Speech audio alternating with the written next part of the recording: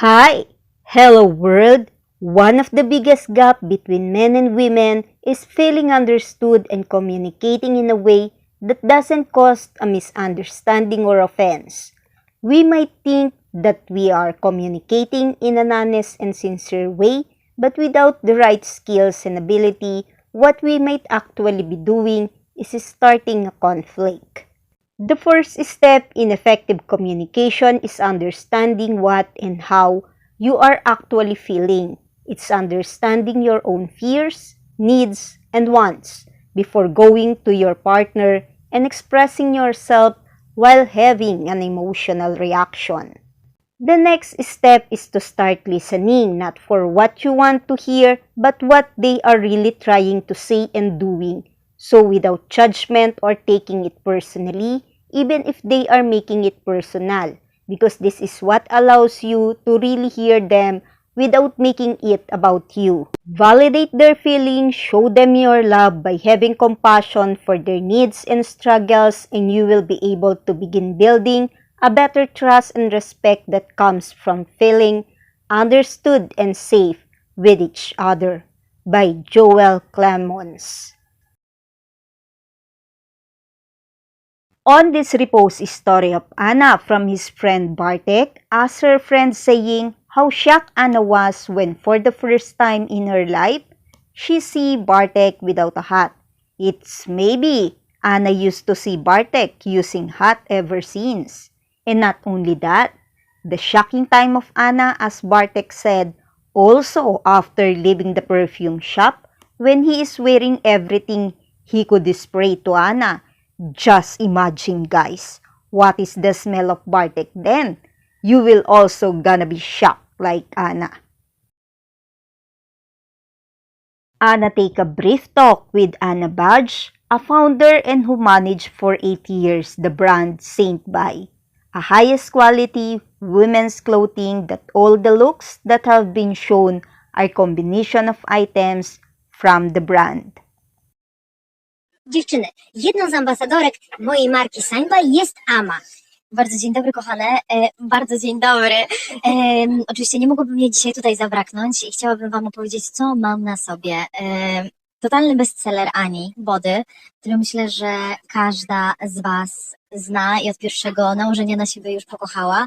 Ja mam to z odkrytymi plecami, jestem Tak, trochę... to bardziej taki zmysłowa wersja. Tak, jestem to trochę dbając o siebie z zewnątrz, czyli to, na co nakładam, również warto dbać wewnątrz, dlatego widzicie małe ślady po bańkach i cudowna spódnica wełniana, która wełna dla mnie jest takim materiałem, który możesz nosić zarówno wiosną, latem, jesienią, jak i zimą.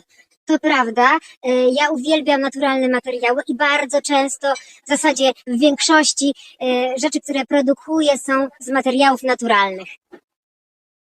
I do believe that Anna loved this Saint by brand clothing on how she support this company, and it's true that it's said as a high quality. Because we all know Anna is meticulous when it comes to her clothings. Dla mnie marka Saint By jest klasą samą w sobie. Zobaczcie, jak my wyglądamy. Wystarczy nałożyć biżuterię, buty, torebkę i tak naprawdę niewiele powoduje, że możemy iść nawet na jakąś piękną galę i zawsze czuć się niezwykle kobieco. I właśnie z tym ta marka mi się kojarzy, z taką ultra kobiecością i budowaniem szafy kapsułowej, bo każda rzecz oddzielnie pasuje do wszystkiego. To prawda. Ja bardzo dziękuję za takie miłe słowo, bo jest mi naprawdę miło słyszeć, jakby, że to, co robię, ma dla kogoś znaczenie. Bardzo duże, słuchajcie. Cenimy, ja sobie bardzo cenię polskie marki, żeby wspierać to rodzime i te, które mają niezwykłą jakość, także bardzo proszę. On Anna's story, she is saying, "Dear all, I'm receiving Twitter screenshot with the above content from you. I want to point out clearly that this is deep fake. I have nothing to do with it. I have never made a statement in that way, and my image is being used to spread falsehood and for political purposes. Please send me screenshot and report any such post immediately. Thank you." Anna pointing out here that as she said, I also want to point out that I consciously do not have an account on Twitter and never have. This is a serious matter. I am counting on your support. Thank you. Wow! A nice luxury jeep, Simone, from Awe Luxury Company, a luxury car rental in Milan. Nice and good that now after your long stay in Dubai, that you are finally back home in Milan. Home sweet home, hoping that you get recharged, Simone.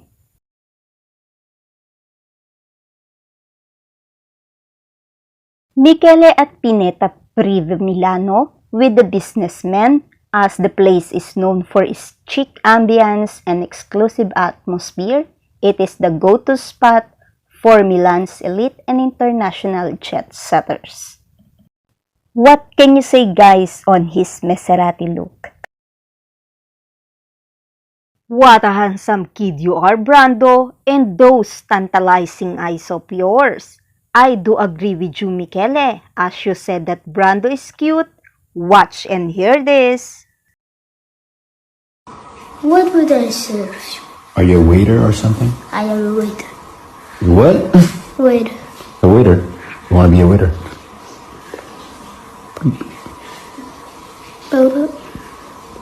You're so cute. Now for your big day, I'd go for your win. Just grind, grind, grind. So, big day. This is the football match today. So you're ready to give your 100% of your power. How many goals? 5. 5 goals? Yeah, baby. You're gonna win or lose?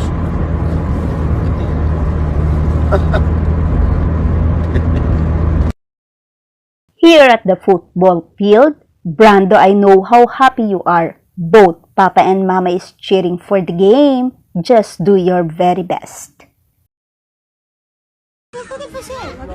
Dai Brando, dai! Dai Brando, dai! Dai Brando!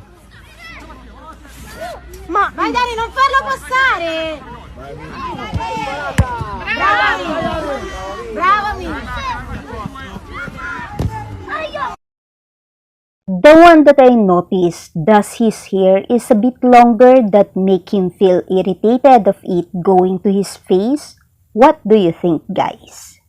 My opinion, he need a haircut. On this story of Michele, it said that you have never seen me, and in the spirit of the quicksand of the soul, which from so many storms you have invigorated me. You watch me intently, my tumults, which flow into the passion of my memories, and it is there, in the depth of my secret, that drone my desire, while you smile, and perfume so beautiful that I drone, and while I'll go crazy, and laugh, and cry, and then laugh, screaming at the moon, dirty and drunk on you, Michele. Michele, I know you can do it. Just focus and be determined to do it. Your goal is to learn.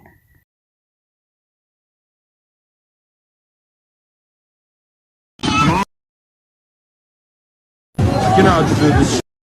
You can.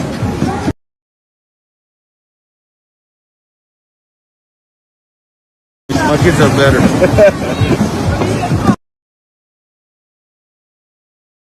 Thank you for watching my video today.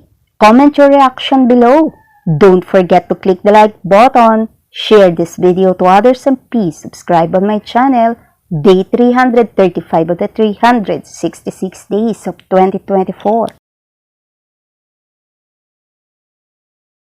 A message to all. A true friend and special someone keeps your secret, watches your back, and stand up for you when you are not around, and stand beside you when you are.